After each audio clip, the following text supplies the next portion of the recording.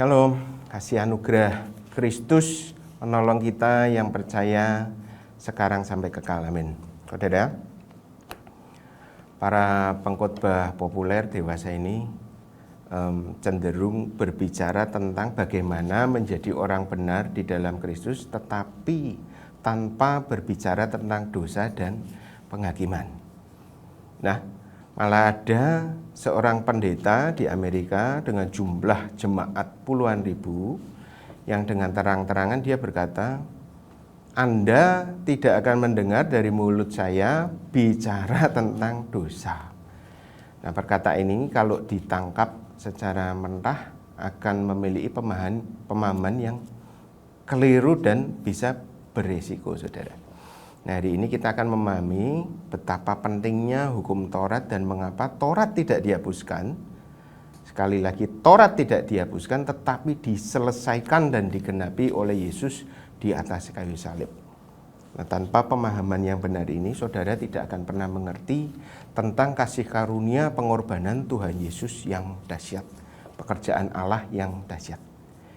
Nah, bahkan tanpa memahami hukum Taurat, seseorang itu bisa merendahkan salib Kristus, merasa bebas melakukan dosa. Nanti kan kita akan cari tahu. Nah, kita akan baca di Yohanes 16 ayat ke-8. Saya bacakan. Dan kalau ia datang, Roh Kudus, ia akan menginsafkan dunia akan dosa, kebenaran, dan penghakiman. Kalau Roh Kudus datang, ia akan menginsafkan dunia akan dosa, kebenaran, penghakiman. Lanjut ke 9-11. Akan dosa karena mereka tetap tidak percaya kepadaku. 10. Akan kebenaran karena aku pergi kepada Bapa dan kamu tidak melihat aku lagi. 11. Akan penghakiman karena penguasa dunia ini telah dihukum. Nah, ada 3, saudara. Dosa bagi mereka yang tidak percaya, kebenaran bagi mereka yang percaya, dan dalam ayat tersebut dikatakan bahwa karena kamu tidak akan melihat Yesus lagi, artinya kebenaran akan terus diwartakan bagi mereka yang percaya bahwa Yesus telah pergi kepada Bapa. Dan terakhir, penghakiman karena penguasa dunia, Satan dan iblis-iblisnya telah dihukum. Nah, penghakiman ini adalah bagi mereka yang mengikut penguasa dunia ini. Maka saudara, dari ayat 8-11 Tuhan bicara secara umum bahwa untuk menyelamatkan manusia maka satu-satunya cara adalah ketika Roh Kudus berkarya atas 3 hal ini. Ya. Sekali lagi, pertama, manusia harus sadar dosa. Kedua, manusia harus tinggal di dalam kebenaran Yesus, yaitu firman dan roh. Ketiga, manusia harus tahu bahwa setelah kita mati, semua orang akan menghadap penghakiman Allah. Nah, mengenai penghakiman ini sudah sering dibahas bahwa ada 2 macam penghakiman, yaitu mereka yang di luar Kristus dan mereka yang di dalam Kristus. Nah, sekarang kita dalami perkataan Tuhan bahwa Roh Kudus akan menyadarkan manusia akan dosa. Nah, saudara, dosa adalah apa yang dianggap salah menurut hukum Tuhan. Dan Tuhan akan menghakimi kita berdasarkan aturan tersebut yang tidak akan pernah bisa diubah. Nah, sekarang mari kita ingat dialog antara Tuhan Yesus dengan pemimpin muda Yahudi yang kaya raya. Saudara bisa baca sendiri di Lukas 18:18 dan Injil Sinoptik lainnya untuk melengkapi. Tapi begini, ada pertanyaan yang mewakili sebagian besar pertanyaan seluruh umat manusia yang disampaikan oleh pemuda yang kaya itu. Pemimpin muda yang kaya, dia tanya kayak gini, Guru, apa yang saya harus lakukan agar bisa masuk surga? Nah, Tuhan jawab, lakukan segala perintah Allah. Sekali lagi, segala perintah Allah. Ini ditulis baik di Matius, Markus maupun Lukas. Jadi waktu ditanya, Tuhan, Guru, apa yang harus saya lakukan agar bisa hidup kekal masuk kerajaan surga? Yesus jawab, lakukan segala perintah Allah. Kemudian Tuhan Yesus di dalam kisah tersebut, karena dia adalah Allah yang mengetahui segala isi hati manusia, maka dia tahu bagian Taurat mana yang sudah dikerjakan pemimpin muda yang kaya ini. Dan Tuhan menyatakan 6 dari 10 hukum. Hormati orang tuamu, jangan membunuh, jangan berzina, mencuri, berdusta, mengingini milik orang lain. Nah, itu semua disampaikan Tuhan Yesus. Kemudian pemimpin muda itu jawab, Guru, semuanya itu sudah aku perbuat sejak masa mudaku. Nah, ketahui saudara, di sini Tuhan Yesus tidak menyanggah. Tapi kemudian Tuhan Yesus menjawab lagi. Satu lagi yang harus kamu perbuat. Jual semua milikmu, kemudian ikutlah aku. Nah, kelanjutannya kita tahu pemimpin muda itu sedih. Karena dia dikatakan sangat kaya raya. Dan ternyata yang menjadi Tuhan di dalam hidupnya adalah kekayaan. Makanya dia sedih pergi meninggalkan Yesus. Dari sini saudara kita ingat bahwa pemimpin muda itu sadar bahwa dia tidak bisa melakukan perintah Tuhan. Yang mana? Yang pertama, jangan ada ilah lain. Dia lebih percaya pada mamon dan hormat manusia. Perintah kedua, jangan ada berhala. Tapi dia memberhalakan uang dan kehormatan sebagai pemuka Yahudi. Nah, kalau dia ikut Yesus, maka semua kehormatan, kemuliaan yang dia terima sebagai pemimpin Yahudi akan lenyap. Dan ada lagi, perintah ke-10. Jangan tamak, jangan mengingini. Rupanya ada sifat tamak yang membuat dia tidak rela kekayaannya dibagi untuk banyak orang. Nah, kemudian dia pergi dengan sedih. Ya, ada sedikit tambahan saudara. Ada kisah selipan saja ini ya. Ada beberapa penafsir yang menyatakan bahwa pemimpin muda yang kaya ini pada waktu itu kan sedih pergi, tapi akhirnya bertobat dan mengikut Yesus. Kemudian dia menjual rumahnya, hartanya diserahkan pada Petrus dengan kerendahan hati. Nah, banyak penafsir yang mengatakan bahwa pemimpin muda kaya ini adalah Barnabas. Kali lagi ini tafsir saja ya. Nah, kembali ke topik. Saudara, tidak ada satu orang pun atau agama manapun atau moral humanis manapun yang dapat membebaskan seseorang dari dosa. Kalau saudara baca Perjanjian Baru, Injil, ada 3 kali Tuhan Yesus ini ditanya seperti ini. Tuhan, bagaimana supaya aku bisa masuk surga atau hidup kekal? Atau kerajaan Allah? Dan 3 kali juga Tuhan menjawab, lakukanlah Taurat dengan sempurna. Pertama yang tanya ahli Taurat. Kedua tadi pemimpin muda yang kaya ini. Ketiga di Yohanes 4 itu kalau saudara teliti, perempuan Samaria juga menanyakan hal yang sama. Tuhan, bagaimana aku bisa minta air hidup kekal itu? Tuhan Yesus selalu konsisten menjawab, kalau mau hidup kekal, mau surga, lakukan Taurat dengan sempurna. Nah, disinilah Tuhan Yesus mempergunakan hukum Taurat secara sah. Bahwa hukum Taurat adalah ketegasan Allah bahwa semua orang berdosa dan layak binasa. Karena tidak ada satupun yang bisa menggenapi Taurat. Tanpa hukum Taurat, tidak akan ada keyakinan akan dosa. Tanpa keyakinan akan dosa, tidak akan ada pertobatan. Tanpa pertobatan, tidak akan ada iman kepada Kristus. Jika tidak ada hukum Taurat, maka pertanyaan tentang dosa tidak akan pernah muncul. Nah, saudara, sekarang kita lihat bahwa hukum Taurat ini terus muncul dalam agama manapun atau nilai humanis manapun untuk menunjukkan betapa dalamnya dosa manusia. Nah, ini baik untuk kita. Jadi, rupanya cara Tuhan memberitakan Injil kepada dunia adalah pertama, Dia menaruh hukumnya dalam setiap hati manusia, Ibrani 10. Baru kemudian Dia memberitakan kasih karunia. Urutannya gini, hukum, kasih karunia. Maka melalui hukum Taurat, seluruh umat manusia apapun agamanya, apapun keyakinannya, mereka semua tahu bahwa dirinya akan selalu berdosa. Sama seperti hukum Musa. Ini adalah suatu jalan bagi orang Yahudi untuk menemukan Yesus. Jadi di setiap hukum agama, sebetulnya itu bisa membuka jalan untuk seseorang itu menemukan Yesus sebagai juru selamat atas dosa manusia. Jadi kita seharusnya tidak ingin menjauhkan diri dari hukum, tapi mendorong orang berdosa kepada hukum, membangunkan hati nurani mereka terhadap bahaya hidup dan mati sebagai pelanggar hukum.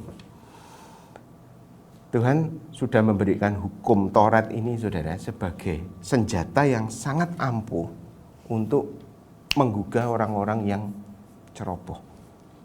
Nah sekarang, bagaimana posisi hukum Taurat bagi orang Kristen? Ini kan yang sering disalah mengerti.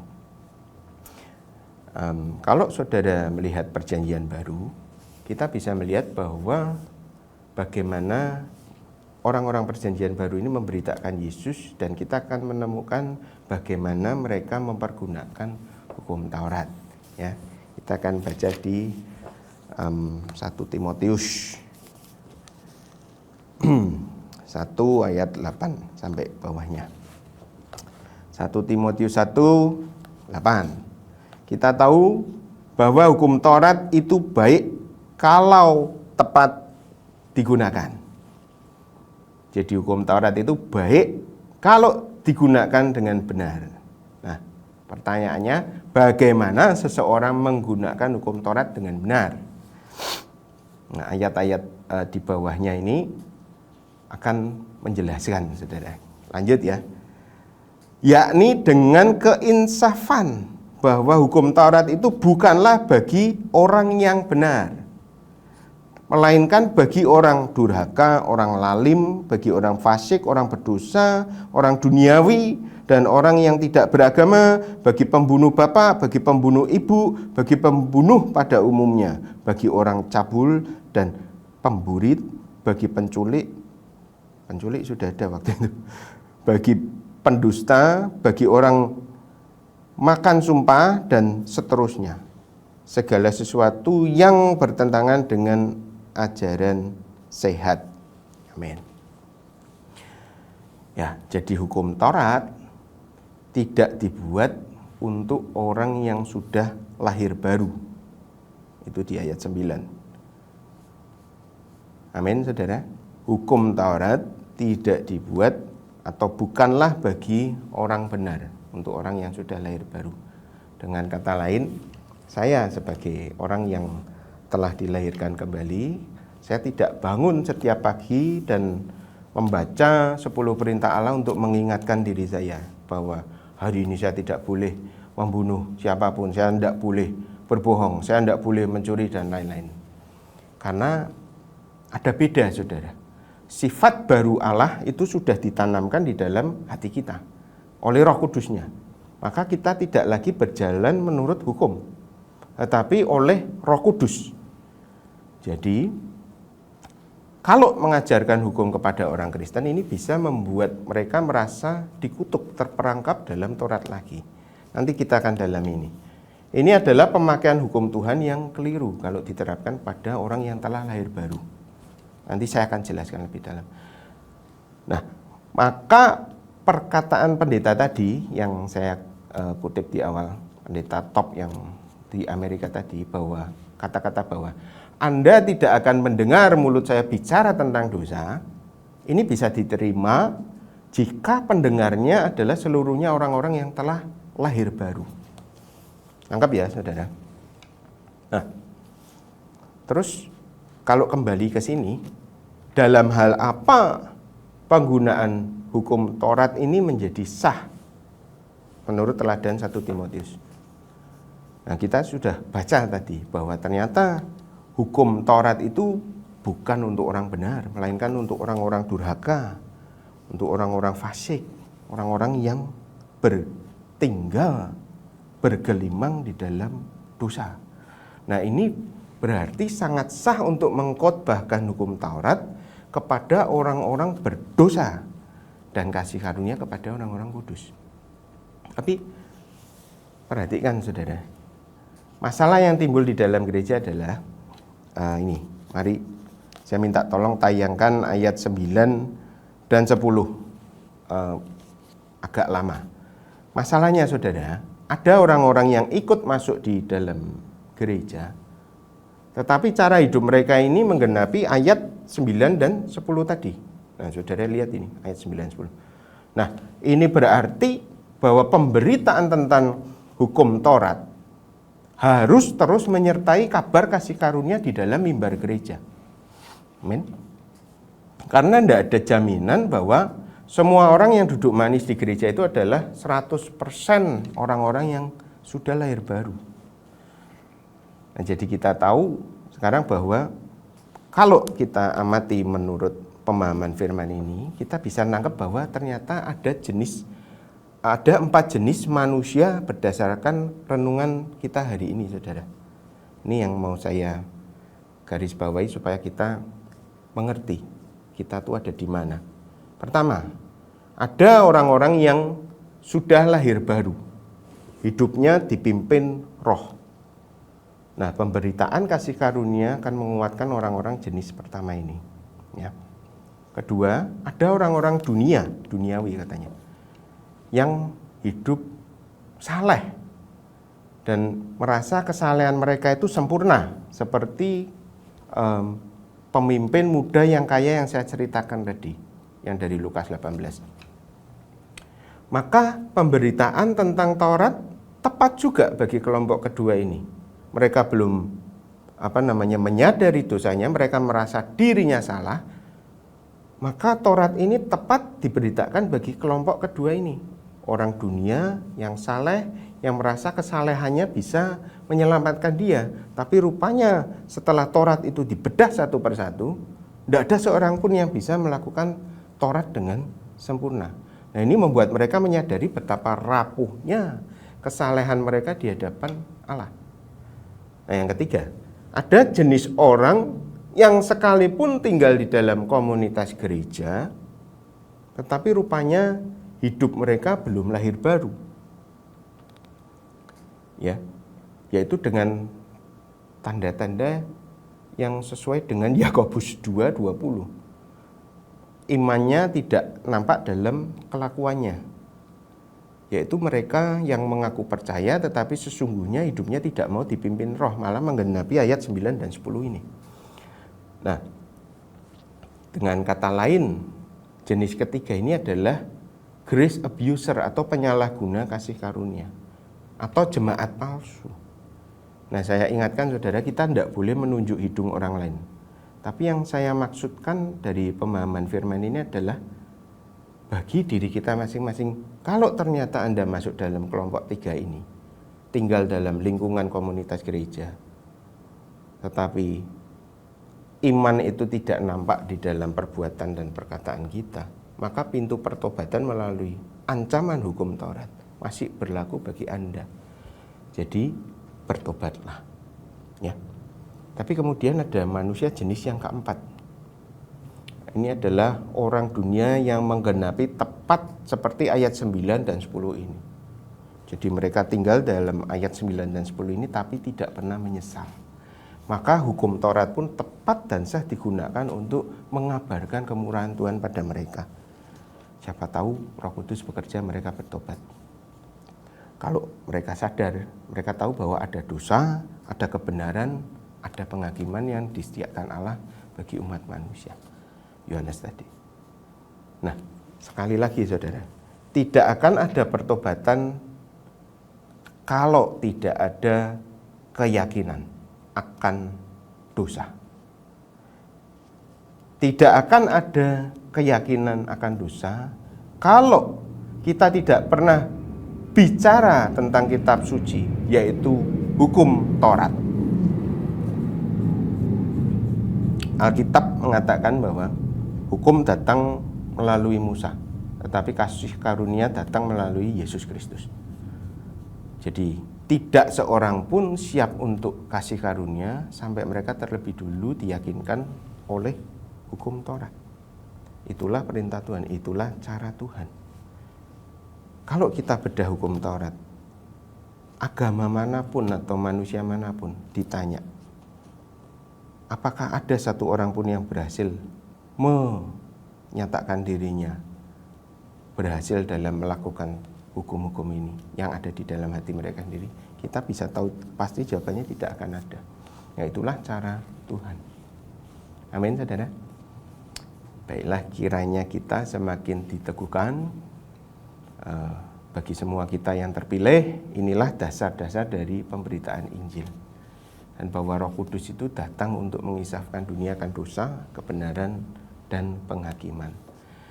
Tuhan Yesus memberkati kita semua. Shalom.